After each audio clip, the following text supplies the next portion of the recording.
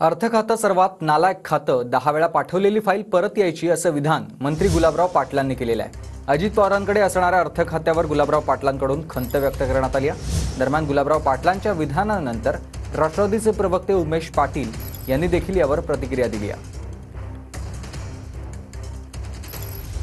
अर्थ खातं सारखं नालायक म्हणजे येऊ नको तो शब्द माझ्या तोंडात। आमची फाईल साहेब 10 वेळेस गेली अर्थ खात्यात, 10 वेळेस।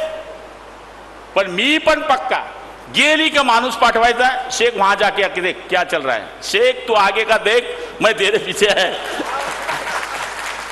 योगायोगाने गणपती बाप्पाचं आगमन होतंय आणि तुम्ही विघ्न हरतालाच मला सप्रेम केलेलं आहे।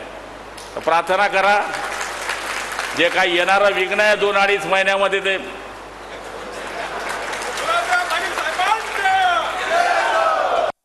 अजितदादांच्याकडे एकदा संबंधित अधिकाऱ्यांकडे गेलेली फाईल पॉझिटिव्ह होऊन आल्यानंतर तात्काळ तिचं निर्गती केली जाते। त्या संदर्भानं गुलाबराव पाटलांचं जर स्टेटमेंट बघितलं तर त्यांनी त्या खात्याच्या ॲडमिनिस्ट्रेटिव्ह प्रोसिजरच्या संदर्भामध्ये ते भाष्य केलं का अजितदादांच्या संदर्भानं भाष्य केलं, याचा खुलासा होण्याची आवश्यकता आहे।